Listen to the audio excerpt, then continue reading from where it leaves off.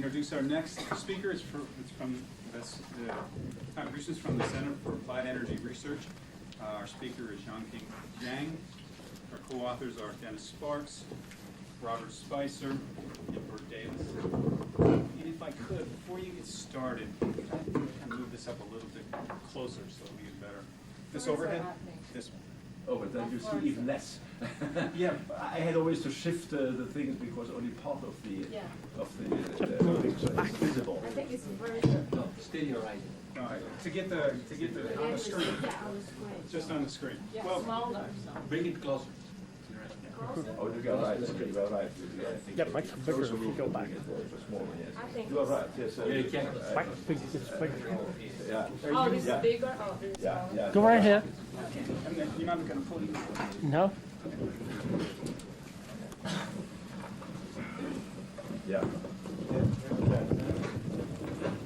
Yeah. Let's try something just a little bit fills not the screen. A little bit closer. Yeah, I think that's a decent advantage. Yes. Okay. Yeah.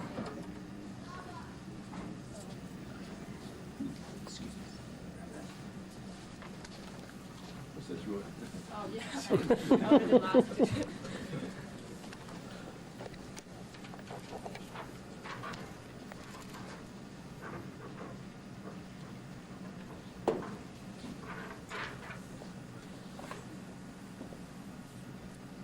Thank you, Steve. Good morning, everybody.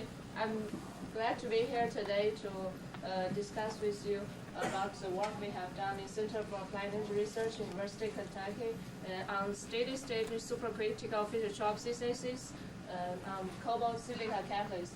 I would like to thank my three co-authors, Dennis Sparks and Robert Spicer, are the two engineers to help us to build and modify the fixed bed and supercritical reactors and the CSTR reactors. And of course, thanks for Dr. Davis for his creative ideas.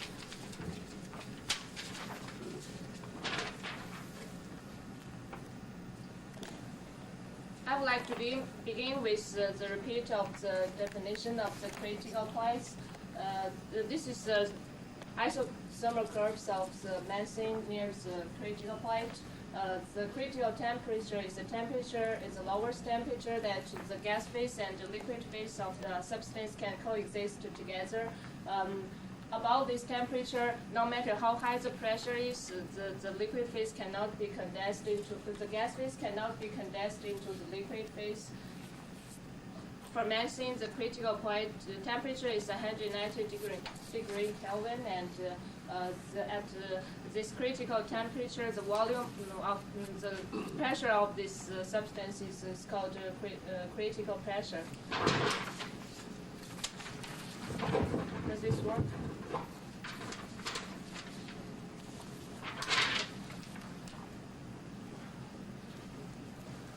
These are the critical points of the different substances, and actually what we used as a supercritical solvent are the normal pentene and the normal hexane, and for the normal pentene, the critical pressure is 33.6 bar, and the critical temperature is 470 degree Kelvin, and for the normal hexane, the critical pressure is 29.3 bar, and the critical temperature is 507.4 degree Kelvin. And another substance is the substance we need to pay attention to is carbon dioxide, because you can see that the critical temperature of the carbon dioxide is pretty low. It's 304.2 degree Kelvin. So actually, carbon dioxide is the most intensively studied supercritical solvent, and it has been used extensively. And most of the data about the supercritical properties are obtained on carbon dioxide.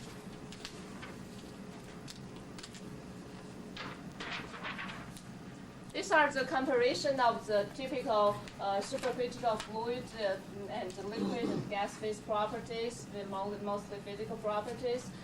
See the density of the liquid typically is like the typical liquid density is about 1 gram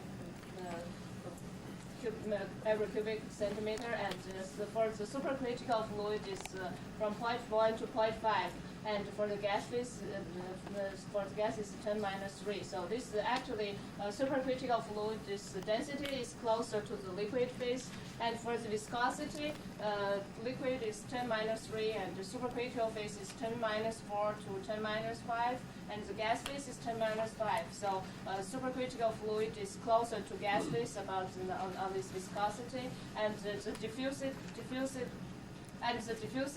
you can see that supercritical fluid is just between liquid and gas.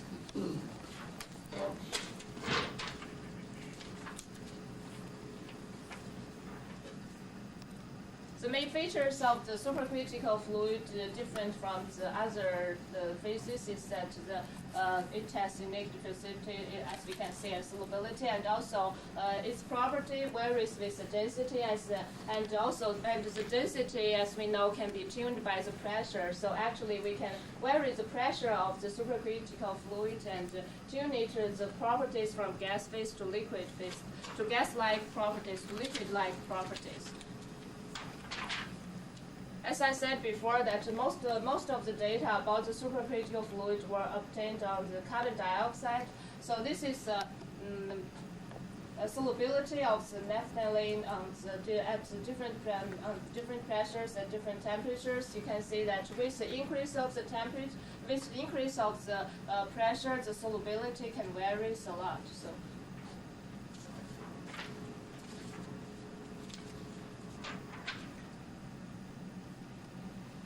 Again, this is carbon dioxide data. This is you can see that with different pressure, with the change of the pressure, the density, the viscosity, and the diffusivity can actually tuned from the gas-like property to liquid-like property, and you can see as above, just this is the critical pressure point. So you can see at critical point. At critical pressure point, you can see the viscosity and diffusivity are more gas-like rather than liquid-like.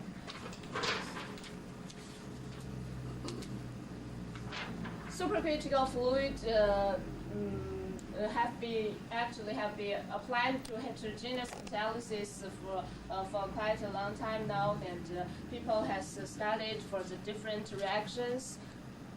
For example, supercritical fluid reaction conditions can lower the reaction temperature, improving the yield, the selectivity, and product separation. These are the reaction schemes, and these are the references that people have done about this work. And in situ catalyst reactivity of solid porous catalyst under mild supercritical fluid reaction conditions. Another feature is to study viscosity effects of solvent on chemical reactions using a single supercritical fluid solvent. And it has also been this homogeneous critical mixture phase reactions has also been conducted, and producing enhanced reaction rates, selectivity, and efficient product separation. Reactants at supercritical fluid conditions to achieve enhanced reaction rates and selectivities on the free radical reactions has been conducted actually since 1945. So it has been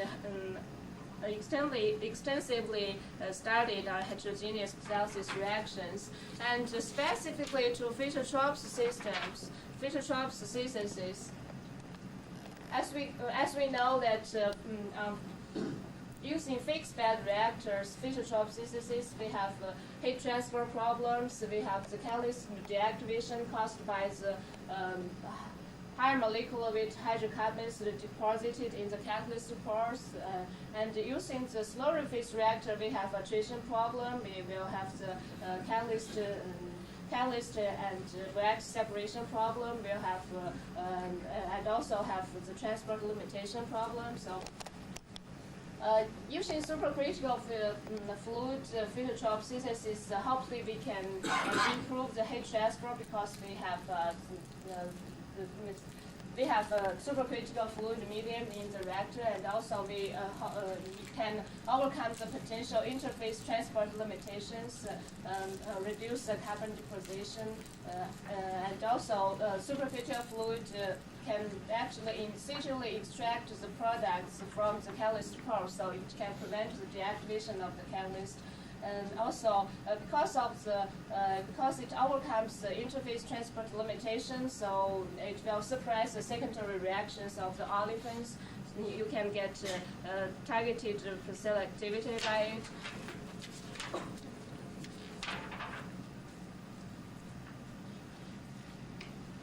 What our study different from the previous Fischer-Tropsch supercritical fluid Fischer-Tropsch synthesis is that we use pentene and hexene mixture as a supercritical solvent in the first time, and I explain it later why do we need this mixture.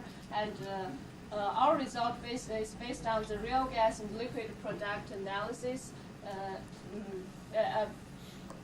rather than using. And also we use the steady state data rather than just doing those analysis for several hours. We use the steady state data. We collect these samples after like 24 hours period, and our conditions, reaction conditions, were chosen based on the theoretical calculation rather than arbitrary set conditions. And most importantly, we compare the result under the same conditions, which is same gas partial pressure, same contact time, and the same total flow rate. And we use helium as a balancing gas, so we can make the total pressure is the same, and just changing the ratio of the helium and the supercritical fluid flow rate, so we can get different pressure of the supercritical fluid, but we can maintain the same gas partial pressure the same, and the contact time same, and total flow rate same. This way we can get valid comparison between different conditions.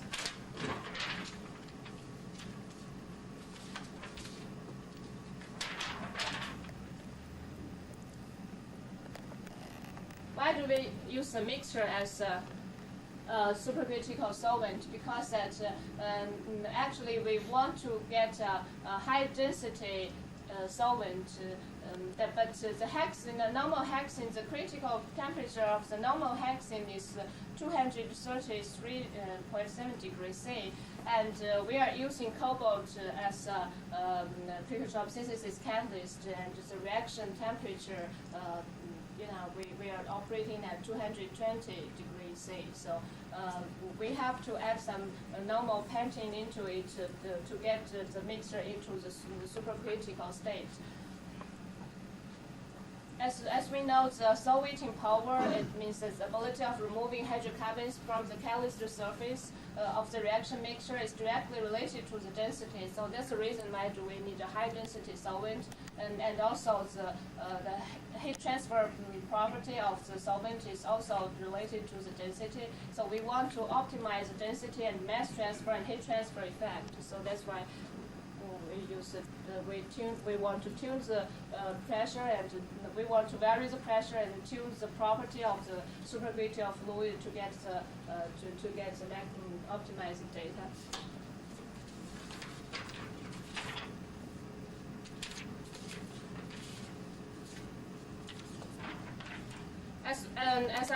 As I said, we want to get the highest density we can get. So this is we calculate the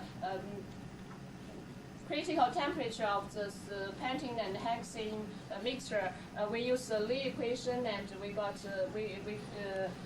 at the temperature of the reaction temperature is 220 degrees C. So we can use roughly 55% volume percent of hexene and 45 volume percent of pentene.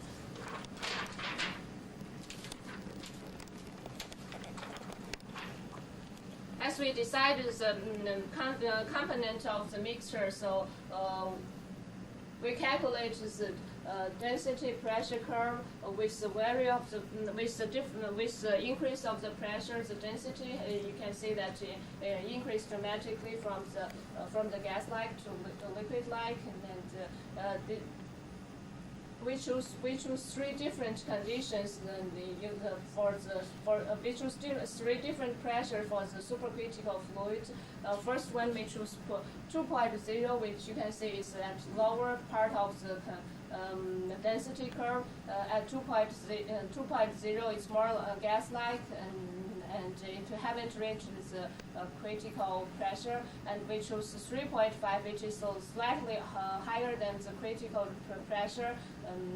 Just being the change of that is very dramatic during this period. And also we choose 6.0, which is which is more liquid-like density, and is much higher than the density is much higher than the critical pressure.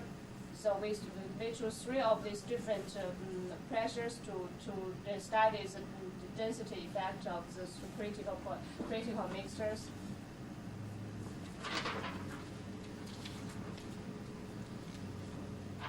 The catalyst we are using is just because that we just want to compare the reaction conditions between different pressures. So we just catalyst we use is just basically simply a silica-supported cobalt catalyst, and we use an incipient witness impregnation method to prepare this catalyst. The support we used was Davison 644 silica, and the surface area is 300 square meter per gram, and pore volume is 1.15 cubic centimeter per gram, and particle size is from 100 to 200 mesh. We did the catalyst reduction under hydrogen at 350 degrees C for 10 hours.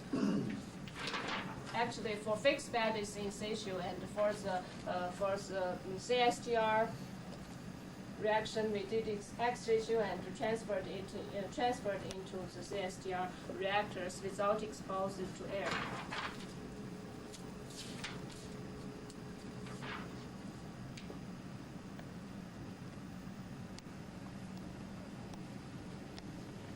These are the fixed bed and the supercritical Fischer-Tropsch synthesis conditions. We have condition 1, which is we only using helium as a balancing gas. The partial pressure of the solvent is 0, and you can see the total flow rate of the 4 conditions are all the same, and the overall pressure is all the same, and the partial pressure of the syngas are all the same also. And condition 2, which is we have chosen the 2.5 partial pressure of supercritical fluid mixture, and point 3 is 3.5. For condition 2 is 2.0 partial pressure. For condition 3 is 3.5, and for condition 4 is 6.0 of the partial pressure of the supercritical fluid mixtures.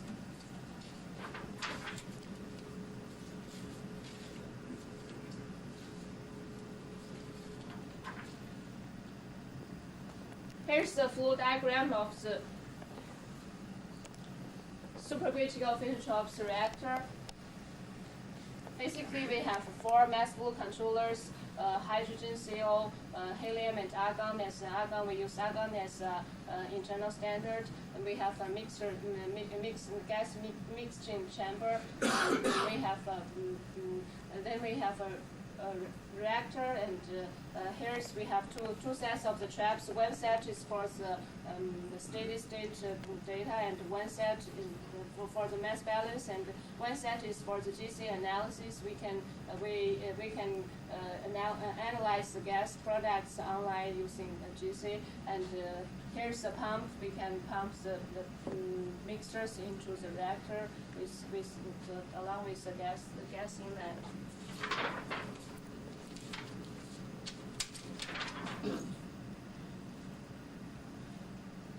We compare the supercritical reaction with CSTR reactions for the CSTR reaction, we use 1 liter autoclave, and the conditions is as follow. Temperature is the same as 220 degrees C, and pressure is the same as the partial pressure of the syngas. The syngas in the fixed bed and supercritical reactor, and the hydrogen CO ratio stay the same as 2.0, and the space velocity space velocity of the syngas is the same as fixed bed and supercritical is 1.0 nanometer per gram of catalyst per hour.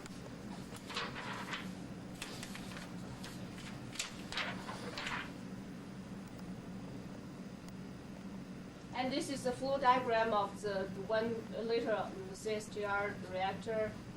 Basically, we have a hydrogen, CO, helium also through a mass flow controller, and we have autoclave here, and we have a stirring, magnetic stirring unit, and we have internal and external filters, and we have 3 different traps controlled at different temperatures to collect the liquid sample, and we also have online GC analysis.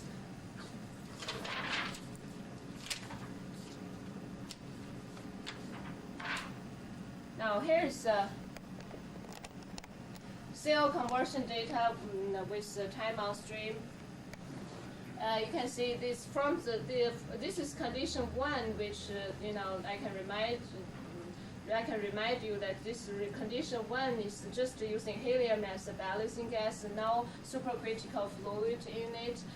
After this is first data was obtained after 2 hours time on stream, and you can see the deactivation rate is pretty fast. The deactivation is pretty fast in this condition 1, and condition 2 is that. Partial pressure of the pressure of the pentane and hexane mixture is 2.0. So you can see that actually this pressure is lower than the critical pressure of the solvent. But you can see still the conversion of the CO has increases dramatically from the condition 1, what we thought is because actually of the removing of the hydrocarbons deposited in the core can actually reactive some of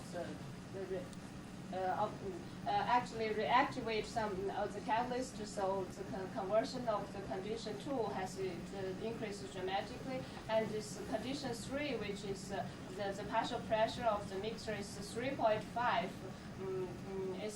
Which is slightly higher than the critical pressure of the solvent. And you can see at this stage the conversion is almost 70% of CO, and condition 4 is the partial pressure of it is 6.0, and the conversion is slightly lower than condition 3, which we can explain like this. Actually, for condition 4, the solubility of the hydrocarbons in the supercritical fluid is higher than condition 3, but at condition 4, actually the diffusivity of the fluid is more liquid-like than gas-like, so the conversion will drop a little bit. And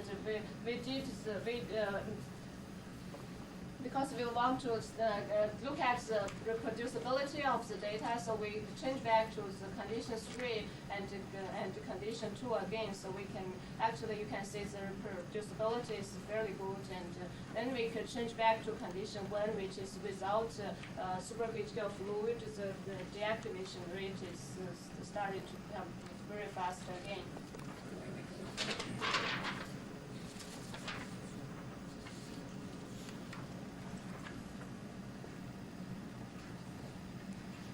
This CO conversion with the time on stream in CSTR, you can see the deactivation rate is about 1.6 CO conversion percentage CO conversion 1 day, and starting from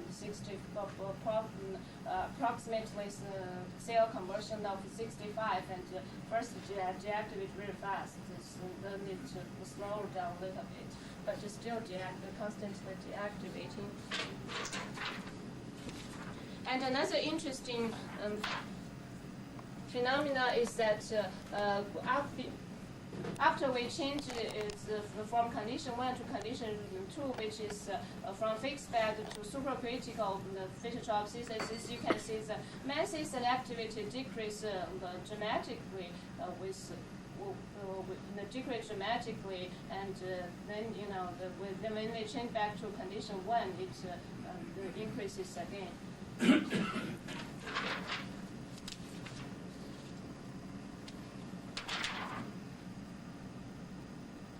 This is Mancy selectivity with time on stream in CSTR reactors. You can see the Mancy selectivity is a lot higher than supercritical Fischer-Tropsch synthesis, but lower than fixed bed synthesis.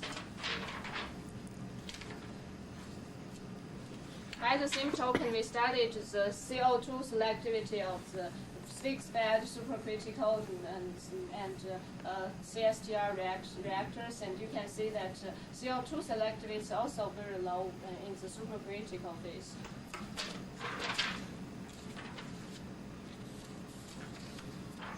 This is the CO2 selectivity for the CSTR reactors, and it's same as the Mancy selectivity. The CO2 selectivity is also between fixed band and supercritical. Now for the hydrocarbon product distribution. This is the alpha plot for the condition 1, which is without any supercritical solvent. We got two alpha plots. The first alpha is 0.628, the second alpha is 0.9. And this is for condition 2, which is 2.0 partial pressure of supercritical solvent mixtures. You can see that around 25, you have a carbon number. We have a shoulder here, and just the same thing with a professor from Kansas University. What he did on supercritical Fischer-Tropsch study also found a shoulder around 20 to 30 carbon numbers, and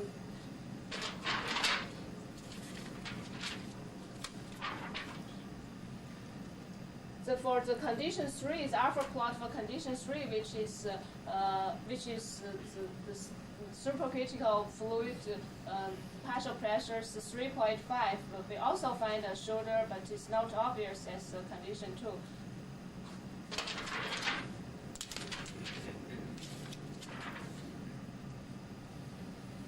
This is the alpha plot for condition 4, which is the partial pressure of the supercritical solvent is 6.0, and then the alpha is but then we didn't get the shoulder here, and we got the alpha value of 0.8 or around 0.8. And the CSTR reactors, the alpha value is 0.72, which is we got As you can see that the alpha value of CSTR is also between the fixed bed and supercritical. For the first alpha of the fixed bed, the alpha is 0.68, and for CSTR is 0.62, and for the supercritical is around 0.8.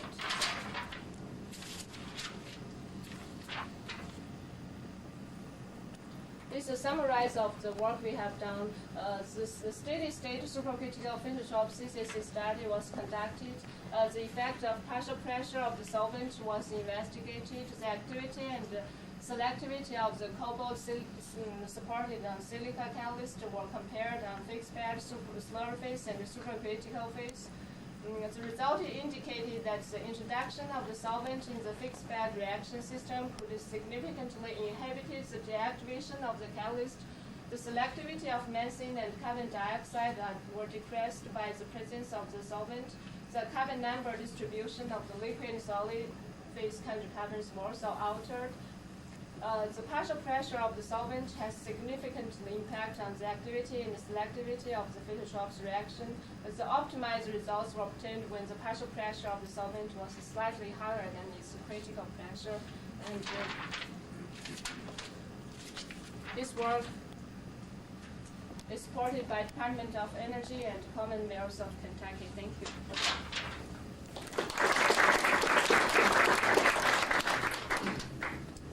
We probably have time for a question, or maybe two short ones for you. On your, I'm not sure I totally understood, on your graph where you're showing the different conditions Yes. and the deactivation rates, and, Yes. and I think that's totally time on stream. Yeah, to the time on stream. So basically, when you do your condition 1 and you see this deactivation, Yes. what happens between condition 1 and condition 2?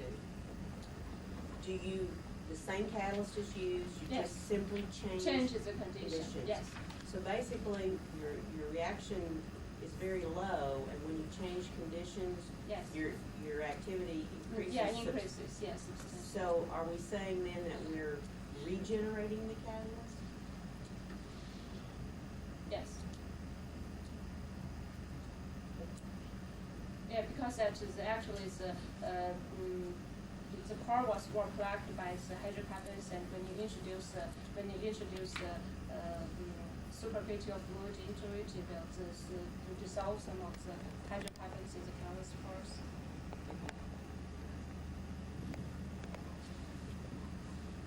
One quick one. As you have now solid catalyst, you're putting supercritical solvent of some Yes. kind, and then the products are formed. How do you make sure that you don't have actually a liquid phase as well? Because the product molecules may have very high critical temperature. That is in the liquid phase. That It's is not, in the- yeah, not in the gas phase.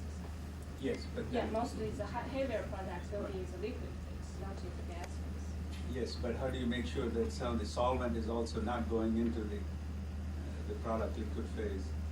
And how is solid impacting that? The catalyst is impacting the. What do you mean by solid? your You mean the- catalyst is solid, right?